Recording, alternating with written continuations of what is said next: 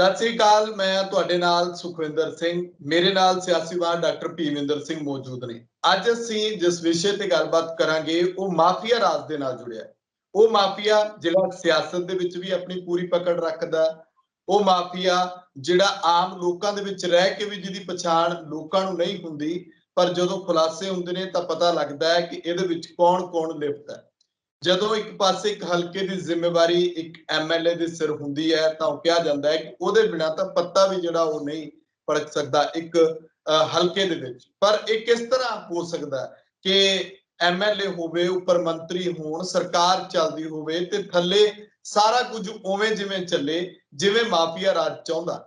ਇਸ ਦੀਆਂ ਜੜ੍ਹਾਂ ਡੂੰਘੀਆਂ ਨੇ। ਇਹ ਹਰ ਵਾਰ ਇਹੀ ਗੱਲਾਂ ਕਹਿ ਕੇ ਸਾਰ ਦਿੱਤਾ ਜਾਂਦਾ ਹੈ कि माफिया ते नकेल पाउणी जिहड़ी ओह बेहद मुश्किल है, पर सरकारां आउंदियां बदलदियां लारे वादे करदियां रहिंदियां कि असीं माफिया राज नूं कंट्रोल करांगे। पर अज जदों पंजाब दे विच असीं माफिया राज नूं गिणदे हां तां सब नूं पता है, ज़्यादा वैसे दस्सण दी जरूरत नहीं, सब नूं पता है कि हर चीज़ दे उत्ते माफिया है। भावें ओह मैडिकल दे उत्ते होवे, भावें स्कूलां दा होवे, जिहड़े लोकां दे नाल सिद्धे सरोकार जिन्हां दे जुड़े ने, जिथे लोग सीधे तौर के उत्ते जाके अपनी गल रखते हैं पर उत्थे जाके लोगों की सुनवाई नहीं हुंदी। इस सब दे उत्ते असीं गलबात करांगे कि पुलिस दा नैक्सस जिहड़ा आ वो सियासतदानां दे नाल किस तरह जुड़िया, किन्नी क जिहड़ा ये गठजोड़ कह लो कि एक तरीके नाल बनिया हुंदा है जिहड़ा ना तां टुटदा ते ना ही इहदे टुटण दी कोई उम्मीद है। भावें जिड्डा मर्जी कोई सियासी लीडर आके अपनी जिहड़ी ईमानदारी शो कर दे कि कह दे कि मैं सारा कुछ चंगा कर देना है। मेरे कहण तो भाव कि जिवें अज नवजोत सिद्धू आए ने जां पिछे बैंस भरा सुखपाल खैहरा हुणी कहंदे रहे ने कि पंजाब दे विच बहुत कुछ इहो जिहा जिहनूं सवार के पंजाब अपने पैरां सिर हो सकदा है। डॉक्टर साहब स्वागत है तुहाडा।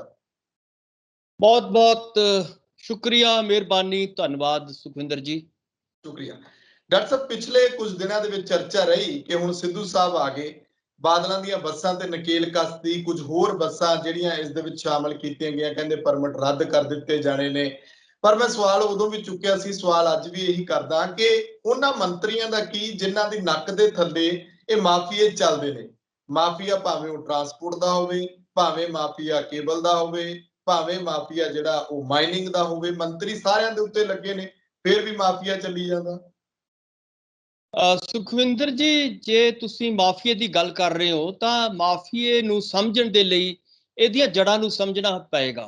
ਕਿਉਂਕਿ ਜੇ ਜਦੋਂ ਅਸੀਂ ਗੱਲ ਕਰਦੇ ਹਾਂ ਕਿ ਇਹਨੂੰ ਅਸੀਂ ਖਤਮ ਕਰਨਾ ਹੈ ਜਾਂ ਸਾਡੇ ਲੀਡਰ ਕਹਿੰਦੇ ਨੇ ਕਿ ਮਾਫੀਆ ਰਾਜ ਨਹੀਂ ਹੋਣਾ ਚਾਹੀਦਾ, ਇਹ ਖਤਮ ਹੋਣਾ ਚਾਹੀਦਾ ਹੈ, ਤਾਂ ਪਹਿਲਾਂ ਸਭ ਤੋਂ ਇਹ ਜ਼ਰੂਰੀ ਹੁੰਦਾ ਹੈ ਕਿ ਬਿਮਾਰੀ ਹੈ ਕੀ ਹੈ, ਇਹਦੀ ਜੜ ਕਿੱਥੇ ਆ। ਆਪਾਂ ਡਾਕਟਰ ਕੋਲੇ ਜਾਂਦੇ ਹਾਂ ਤੇ ਜੇ ਅਸੀਂ ਇਲਾਜ ਚਾਹੁੰਦੇ ਹਾਂ ਆਪਣੀ ਬਿਮਾਰੀ ਦਾ ਤਾਂ ਲਾਜ਼ਮੀ ਤੌਰ ਤੇ ਅਸੀਂ ਉਸ ਸਪੈਸ਼ਲਿਸਟ ਕੋਲੇ ਜਾਂਦੇ ਹਾਂ ਜਿਹੜੇ ਡਾਕਟਰ ਨੂੰ ਇਹ ਪਤਾ ਹੁੰਦਾ ਹੈ ਕਿ ਇਹਦੀ ਇਸ ਬਿਮਾਰੀ ਦੀਆਂ ਜੜ੍ਹਾਂ ਕਿੱਥੇ।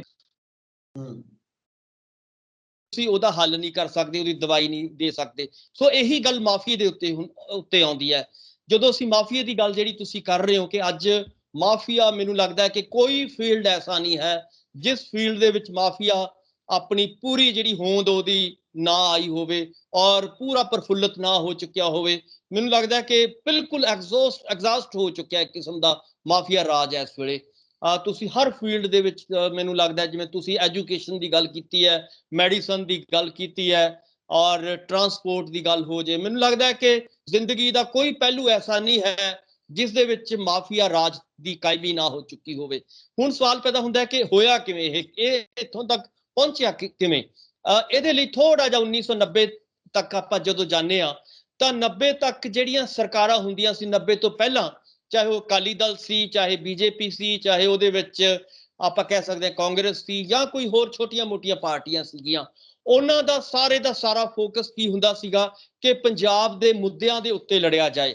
ਔਰ ਅਕਾਲੀ ਦਲ, ਆਪਾਂ ਨੂੰ ਪਤਾ ਹੈ ਕਿ ਅਕਾਲੀ ਦਲ ਨੇ ਲੰਮਾ ਸਮਾਂ ਇੱਕ ਵੱਡਾ ਸੰਘਰਸ਼ ਲੜਿਆ, ਚਾਹੇ ਉਹ ਪੰਜਾਬੀ ਭਾਸ਼ਾ ਦੇ ਨਾਂ ਤੇ ਲੜਿਆ ਹੋਵੇ, ਚਾਹੇ ਪੰਜਾਬੀ ਸੂਬੇ ਦੇ ਨਾਂ ਦੇ ਉੱਤੇ ਲੜਿਆ ਹੋਵੇ, ਚਾਹੇ ਪੰਥ ਦੇ ਨਾਂ ਦੇ ਉੱਤੇ ਲੜਿਆ ਹੋਵੇ ਔਰ ਬਾਅਦ ਦੇ ਵਿੱਚ ਆ ਕੇ ਅਨੰਦਪੁਰ ਸਾਹਿਬ ਦੇ ਮਤੇ ਦੇ ਨਾਂ ਦੇ ਉੱਤੇ ਲੜਿਆ ਹੋਵੇ। ਉਸ ਤੋਂ ਵੀ ਬਾਅਦ 80s ਦੇ ਵਿੱਚ ਜਾ ਕੇ ਧਰਮ ਯੁੱਧ ਮੋਰਚੇ ਦੇ ਨਾਂ ਦੇ ਉੱਤੇ ਲੜਿਆ ਹੋਵੇ। ਯਾਨੀ ਕਿ ਅਕਾਲੀ ਦਲ ਜਿਹੜੀ ਪੰਜਾਬ ਦੀ ਵੱਡੀ ਪਾਰਟੀ ਸੀਗੀ, ਉਹਨੂੰ ਜਿਹੜਾ ਸੀਗਾ ਇਹਨਾਂ ਮੁੱਦਿਆਂ ਦੇ ਉੱਤੇ ਕਾਰਜ ਕਰਨਾ ਪਿਆ, ਸੰਘਰਸ਼ ਕਰਨਾ ਪਿਆ ਔਰ ਇਸ ਸੰਘਰਸ਼ ਦੇ ਵਿੱਚੋਂ ਇੱਕ ਵੱਡੀ ਪਾਰਟੀ ਜਿਹੜੀ ਹੈਗੀ ਆ ਹੋਂਦ ਵਿੱਚ ਆਈ ਔਰ ਜਿਹਦਾ ਨਤੀਜਾ ਆਪਾਂ ਨੂੰ ਪਤਾ ਹੈ ਕਿ ਬਾਦਲ ਸਾਹਿਬ ਉਹਦੇ ਵਿੱਚੋਂ ਵੱਡੇ ਲੀਡਰ ਉੱਭਰ ਕੇ ਸਾਹਮਣੇ ਆਏ ਟੌੜਾ ਸਾਹਿਬ ਆਏ, ਤਲਵੰਡੀ ਸਾਹਿਬ ਆਏ ਔਰ ਉਹਨਾਂ ਨੇ ਇੱਕ ਆਪਣੀ ਤਰ੍ਹਾਂ ਦੀ ਛਵੀ ਬਣਾਈ।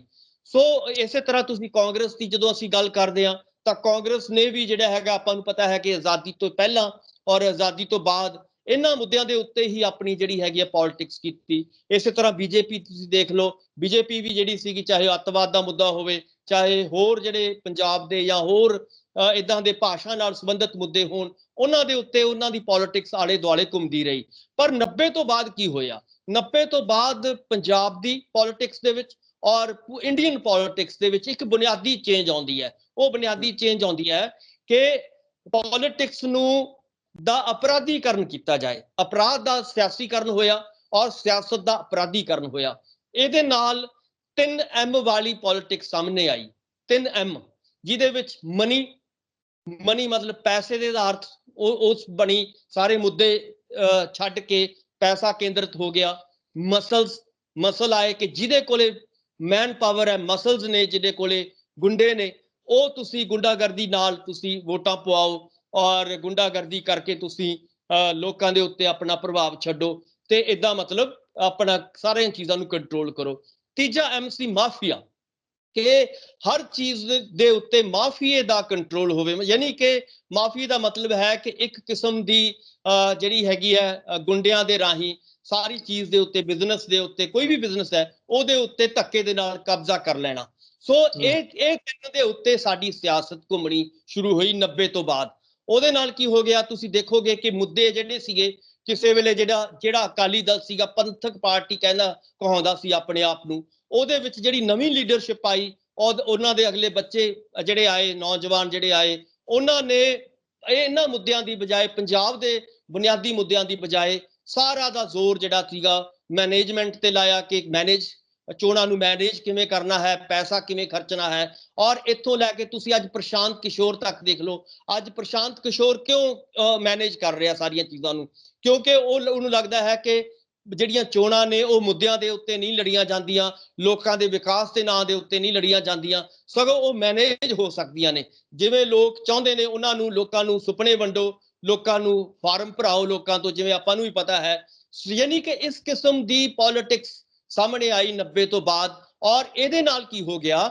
ਇਹਦੇ ਨਾਲ ਤਿੰਨ ਤਰ੍ਹਾਂ ਦਾ ਜਿਹੜਾ ਨੈਕਸਸ ਸੀਗਾ, ਜਿਹੜਾ ਕਿਸੇ ਵੇਲੇ ਲੁਕ ਛਿਪ ਕੇ ਹੁੰਦਾ ਸੀਗਾ 90 ਤੋਂ ਪਹਿਲਾਂ, ਜਿਹਦੇ ਵਿੱਚ ਅਫਸਰਸ਼ਾਹੀ ਹੁੰਦੀ ਸੀਗੀ, ਜਿਹਦੇ ਵਿੱਚ ਪੋਲੀਟੀਕਲ ਵੱਡੇ ਲੀਡਰ ਹੁੰਦੇ ਸੀਗੇ, ਬਹੁਤ ਥੋੜੇ ਹੁੰਦੇ ਸੀਗੇ ਪਰ ਆਮ ਨਹੀਂ ਸੀ ਹੁੰਦੇ। ਔਰ ਤੀਜਾ ਨੰਬਰ ਦੇ ਉੱਤੇ ਹੁੰਦਾ ਸੀਗਾ ਪੁਲਿਸ। ਤਿੰਨਾਂ ਨੂੰ ਮਿਲ ਕੇ ਨੈਕਸਸ ਜਿਹੜਾ ਸੀਗਾ ਅੰਦਰ ਖਾਤੇ ਛੁਪ ਛੁਪਾ ਕੇ ਚੱਲਦਾ ਸੀਗਾ। ਪਰ 90 ਤੋਂ ਬਾਅਦ ਇਹੀ ਜਿਹੜਾ ਨੈਕਸਸ ਹੈ ਤਿੰਨਾਂ ਦਾ, ਉਹ ਬਿਲਕੁਲ ਸ਼ਰੇਆਮ ਹੋ ਗਿਆ। ਸਾਰਾ ਕੁਝ ਉਵੇਂ ਤੁਸੀਂ ਦੇਖੋਗੇ ਕਿ ਉਹਦੇ ਵਿੱਚੋਂ ਗੈਂਗਸਟਰ ਜਿਹੜੇ ਸੀਗੇ ਬਿਲਕੁਲ ਸ਼ਰੇਆਮ ਧਮਕੀਆਂ ਦੇਣ ਲੱਗੇ ਔਰ ਮਾਫੀਆ ਸ਼ਰੇਆਮ ਜਿਹੜਾ ਸੀਗਾ ਘੁੰਮਣ ਫਿਰਨ ਲੱਗਿਆ। ਔਰ ਇਸੇ ਤਰ੍ਹਾਂ ਤੁਸੀਂ ਦੇਖੇਗਾ ਪੈਸੇ ਦੀ ਜਿਹੜੀ ਤਾਕਤ ਸੀਗੀ, ਜਿਹਦੇ ਲਈ ਪਹਿਲਾਂ ਪੈਸੇ ਕਮਾਓ ਔਰ ਬਾਅਦ ਦੇ ਵਿੱਚ ਚੋਣਾਂ ਦੇ ਉੱਤੇ ਖਰਚ ਕਰੋ ਤੇ ਆਪਣੀਆਂ ਵੋਟਾਂ ਲਾਓ। ਇਹ ਜਿਹੜੀ ਪੋਲਿਟਿਕਸ ਸੀਗੀ ਇਹ ਲਗਾਤਾਰ ਪਿਛਲੇ 1990 ਤੋਂ ਬਾਅਦ ਚਲਦੀ ਅੱਜ ਜਿਹੜੀ ਹੈਗੀ ਹੈ ਇੱਥੋਂ ਤੱਕ ਪਹੁੰਚ ਚੁੱਕੀ ਹੈ। ਇਹਦੇ ਨਾਲ ਕੀ ਹੋਇਆ? ਇਹਦੇ ਨਾਲ ਵਾਪਰਿਆ ਕੀ ਹੈ ਸਮਾਜ ਦੇ ਵਿੱਚ? ਇਹਦੇ ਨਾਲ ਸਮਾਜ ਦੀਆਂ ਜਿਹੜੀਆਂ ਬੁਨਿਆਦੀ ਜਿਹੜੀਆਂ ਸਮੱਸਿਆਵਾਂ ਸੀਗੀਆਂ ਉਹ ਪਿੱਛੇ ਚਲੀਆਂ ਗਈਆਂ। ਔਰ ਲੋਕਾਂ ਨੂੰ ਕੀ ਕੀਤਾ ਗਿਆ? ਲੋਕਾਂ ਨੂੰ ਪੈਸੇ ਦੇ ਆਧਾਰ ਦੇ ਉੱਤੇ ਜਿਹੜੀ ਲਾਲਚੀ ਕਿਸਮ ਦੀ ਜਿਹੜੀ ਪੋਲਿਟਿਕਸ ਸੀ, ਲਾਲਚ ਮਤਲਬ ਕਿਸੇ ਨੂੰ ਆਟਾ ਦਾਲ ਸਕੀਮ ਚਲਾ ਦਿਓ, ਕੋਈ ਜਿਹੜੀ ਹੈਗੀ ਕਿਸੇ ਨੂੰ ਮੁਫਤ ਬਿਜਲੀ ਦੇ ਦਿਓ, ਮੁਫਤ ਇਹ ਚੀਜ਼ ਦੇ ਦਿਓ, ਇਹ ਸਾਰੀ ਚੀਜ਼ ਦੀ ਜਿਹੜੀ ਮੁੱਦਿਆਂ ਤੋਂ ਹਟ ਕੇ ਜਿਹੜੀ ਕਿਸੇ ਵੇਲੇ ਮੈਂ ਕਹਿ ਰਿਹਾ ਕਿ ਆਨੰਦਪੁਰ ਸਾਹਿਬ ਦਾ ਮਤਾ ਹੁੰਦਾ ਸੀਗਾ, ਮੁੱਦਿਆਂ ਦੇ ਆਧਾਰ ਦੇ ਉੱਤੇ ਲੜਾਈ ਲੜੀ ਜਾਂਦੀ ਸੀਗੀ। ਔਰ ਬਾਕੀ ਸਟਰਗਲਸ ਜਿਹੜੀਆਂ ਚੱਲਦੀਆਂ ਸੀ, ਚਾਹੇ ਖਾੜਕੂਵਾਦ ਹੋਵੇ, ਚਾਹੇ ਉਸ ਤੋਂ ਪਹਿਲਾਂ ਨਕਸਲਾਈਟ ਮੂਵਮੈਂਟ ਹੋਵੇ, ਇਹ ਕਿਤੇ ਨਾ ਕਿਤੇ ਖਾਸ ਤੌਰ ਤੇ ਮੁੱਦਿਆਂ ਦੇ ਆਧਾਰਿਤ ਜਿਹੜੀਆਂ ਸੀਗੀਆਂ ਸਟਰਗਲਸ, ਜਿਹੜੀਆਂ ਸੀਗੀਆਂ ਲਹਿਰਾਂ ਜਿਹੜੀਆਂ ਸੀ ਪੈਦਾ ਹੁੰਦੀਆਂ ਸੀਗੀਆਂ।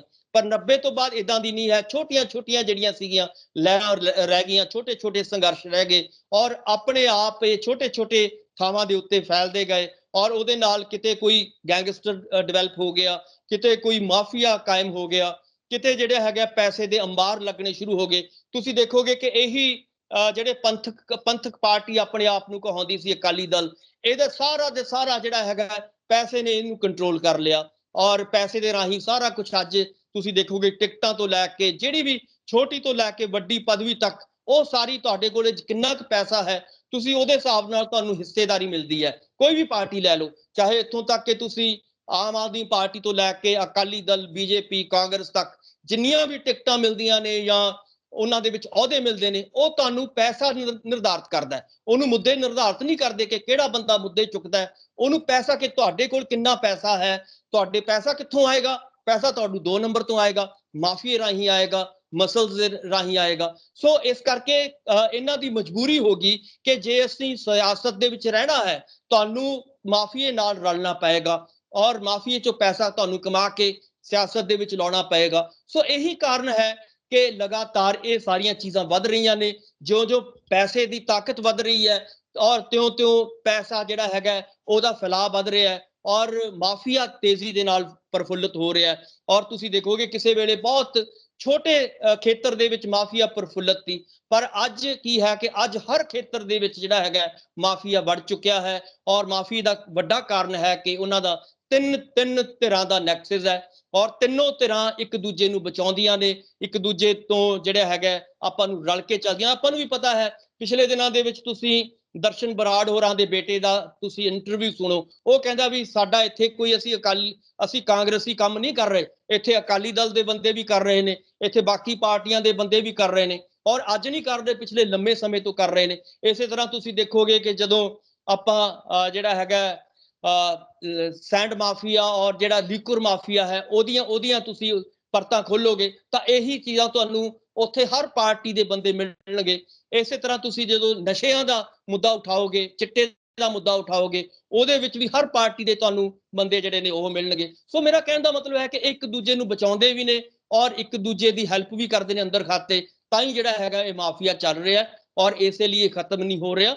ਔਰ ਜਿੰਨੀ ਦੇਰ ਇਹ ਪੈਸੇ ਦੀ ਸਿਆਸਤ ਰਹੇਗੀ, ਪੈਸੇ ਦਾ ਸਿਆਸਤ ਦੇ ਵਿੱਚ ਹਾਵੀ ਹੋਏਗਾ ਔਰ ਉਨੀ ਦੇਰ ਇਹ ਸਾਰੀਆਂ ਚੀਜ਼ਾਂ ਚੱਲਦੀਆਂ ਰਹਿਣਗੀਆਂ।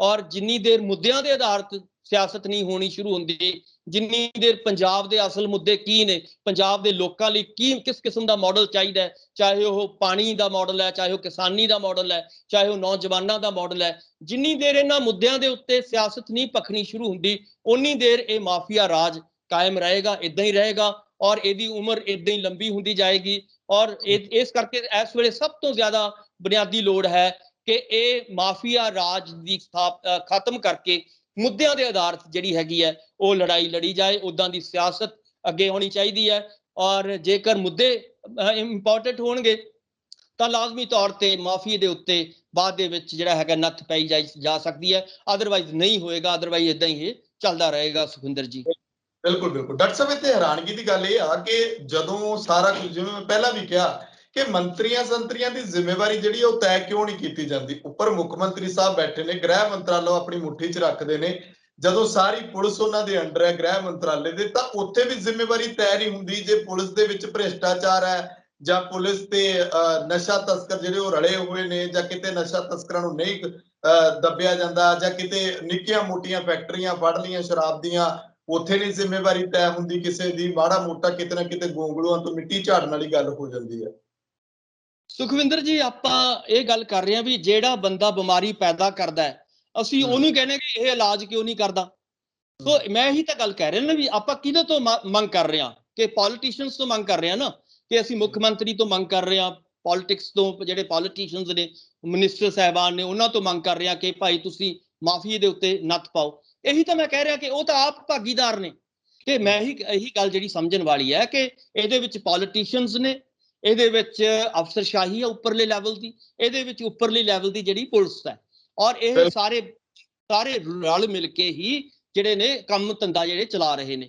ਸੋ ਇਸ ਕਰਕੇ ਆਪਾਂ ਜਦੋਂ ਗੱਲ ਕਰਾਂਗੇ ਕਿ ਤੁਸੀਂ ਸਾਡਾ ਇਲਾਜ ਕਰੋ, ਉਹ ਕਹਿੰਦੇ ਕੋਈ ਗੱਲ ਨਹੀਂ, ਤੁਸੀਂ ਚੰਗੇ ਬੰਦੇ ਹੋ, ਘਰਾਂ 'ਚ ਬੈਠੋ, ਅਸੀਂ ਗੰਦੇ ਬੰਦੇ ਆ, ਅਸੀਂ ਮਾੜੇ ਬੰਦੇ ਆ, ਅਸੀਂ ਸਾਡੇ ਲਈ ਇਹ ਕੰਮ ਛੱਡ ਦਿਓ, ਅਸੀਂ ਆਪ ਹੀ ਦੇਖਾਂਗੇ।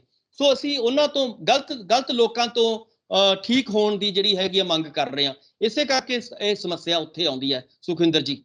ਬਿਲਕੁਲ ਬਿਲਕੁਲ, ਮੈਂ ਡਾਕਟਰ ਸਾਹਿਬ ਇਹ ਪੁੱਛਣ ਲੱਗਿਆ ਸੀ ਕਿ ਚਲੋ ਠੀਕ ਆ ਕਿ ਇਹਨਾਂ ਸਿਆਸਤਦਾਨਾਂ ਦੇ ਕਰਕੇ ਉਹ ਸਿਆਸਤਦਾਨ ਜਿਹੜੇ ਲਿਪਤ ਹੁੰਦੇ ਨੇ, ਸਾਰੇ ਤਾਂ ਨਹੀਂ, ਕੁਝ ਕੁ ਹੁੰਦੇ ਨੇ ਜਿਹੜੇ ਮਾੜੇ ਮੋਟੇ ਚੰਗੇ ਵੀ ਹੁੰਦੇ ਨੇ, ਪਰ ਜਿਨ੍ਹਾਂ ਦੇ ਕਰਕੇ ਸਾਰਾ ਗੰਦ ਫੈਲਿਆ। ਜੇ ਉਹ ਨਹੀਂ ਤਾਂ ਕਿਤੇ ਨਾ ਕਿਤੇ ਤਾਂ ਇਸ ਬਿਮਾਰੀ ਦਾ, ਹਰੇਕ ਬਿਮਾਰੀ ਦਾ ਕੋਈ ਨਾ ਕੋਈ ਡਾਕਟਰ ਹੁੰਦਾ, ਭਾਵ ਕਿ ਐਂ ਕਹਿ ਲਓ ਕਿ ਇਲਾਜ ਕਿਤੇ ਨਾ ਕਿਤੇ ਤਾਂ ਪਿਆ ਹੋਣਾ ਨਾ। ਲੋਕ ਤਾਂ ਮੂੰਹ ਵੱਲ ਤੱਕਦੇ ਨੇ, ਇਹ ਨਹੀਂ ਤਾਂ ਉਹ ਸੀ। ਲੋਕਾਂ ਨੇ ਅਕਾਲੀਆਂ ਨੂੰ ਵੀ ਪਰਖ ਲਿਆ, ਲੋਕਾਂ ਨੇ ਕਾਂਗਰਸ ਨੂੰ ਵੀ ਪਰਖ ਲਿਆ, ਲੋਕਾਂ ਨੇ ਈਵਨ ਤੱਕ ਕਿ ਆਮ ਆਦਮੀ ਪਾਰਟੀ ਨੂੰ ਵੀ ਪਰਖਿਆ, ਕੇਜਰੀਵਾਲ ਸਾਹਿਬ ਨੂੰ ਵੀ ਪਰਖਿਆ।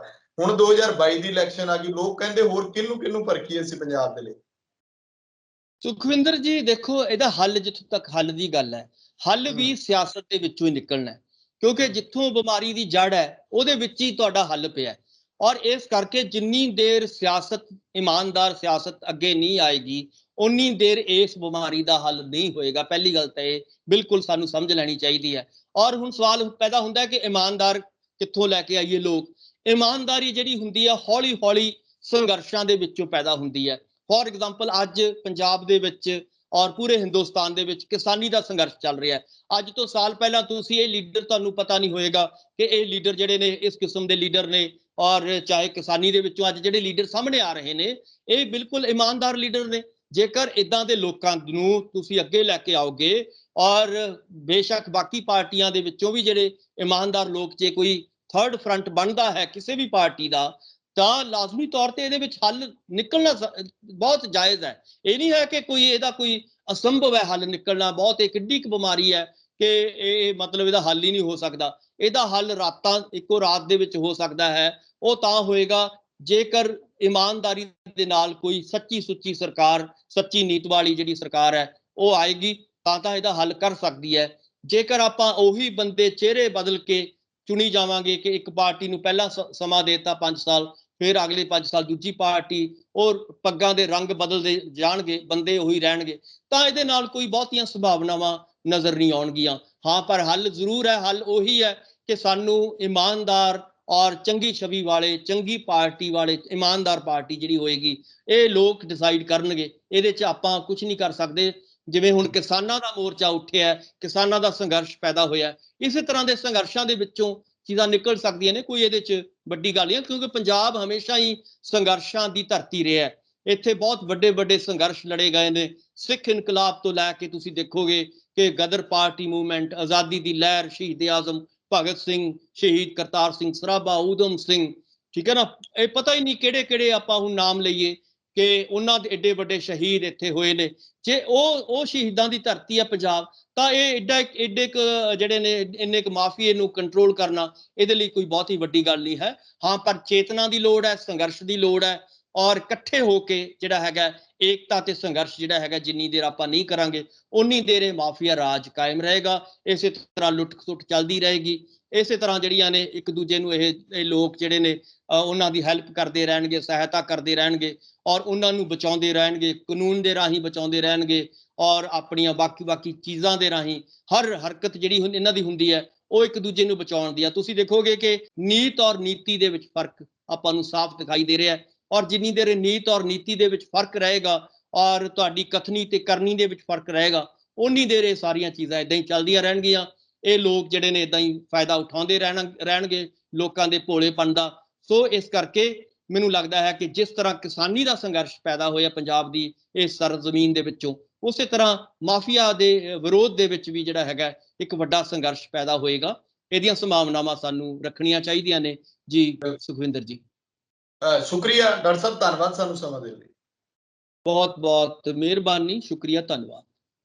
ਸੋ ਮੇਰੇ ਨਾਲ ਮੌਜੂਦ ਸਨ ਉੱਘੇ ਸਿਆਸੀ ਮਾਹਰ ਡਾਕਟਰ ਭੀਮਿੰਦਰ ਸਿੰਘ। ਗੱਲਬਾਤ ਕੀਤੀ ਹੈ ਅਸੀਂ ਕਿ ਕਿਸ ਤਰ੍ਹਾਂ ਮਾਫੀਆ ਜਿਹੜਾ ਉਹ ਸਰਕਾਰਾਂ ਦੇ ਉੱਤੇ ਹਾਵੀ ਹੋ ਕੇ ਸਰਕਾਰਾਂ ਚਲਾਉਂਦਾ, ਜਾਂ ਫਿਰ ਏਦਾਂ ਕਹਿ ਲਓ ਕਿ ਸਿਆਸਤਦਾਨ ਜਿਹੜੇ ਨੇ ਉਹ ਮਾਫੀਏ ਦੇ ਨਾਲ ਮਿਲ ਕੇ ਲੋਕਾਂ ਨੂੰ ਲੁੱਟਦੇ ਨੇ। ਸੋ ਲੋਕਾਂ ਨੂੰ ਜਾਗਰੂਕ ਹੋਣ ਦੀ ਲੋੜ ਹੈ। ਜਿਵੇਂ ਡਾਕਟਰ ਸਾਹਿਬ ਨੇ ਕਿਹਾ ਕਿ ਹੋ ਸਕਦਾ ਹੈ ਕਿ ਆਉਣ ਵਾਲੇ ਸਮੇਂ ਦੇ ਵਿੱਚ ਅੱਗੇ ਲੋਕ ਜਿਹੜੇ ਨੇ ਉਹ ਮਾਫੀਆ ਦੇ ਖਿਲਾਫ ਇੱਕ ਅੰਦੋਲਨ ਵਿੱਢਣ। ਜ਼ਰੂਰੀ ਹੈ, ਲਾਜ਼ਮੀ ਹੈ ਕਿ ਲੋਕਾਂ ਨੂੰ ਜਾਗਣਾ ਚਾਹੀਦਾ ਹੈ। ਆਪਣੇ ਵਿਚਾਰ ਕਮੈਂਟ ਜ਼ਰੂਰ ਕਰਿਓ। ਤੁਹਾਡੇ ਚੈਨਲ ਨੂੰ ਸਬਸਕ੍ਰਾਈਬ ਕਰੋ। ਮੈਨੂੰ ਇਜਾਜ਼ਤ ਦਿਓ। ਧੰਨਵਾਦ।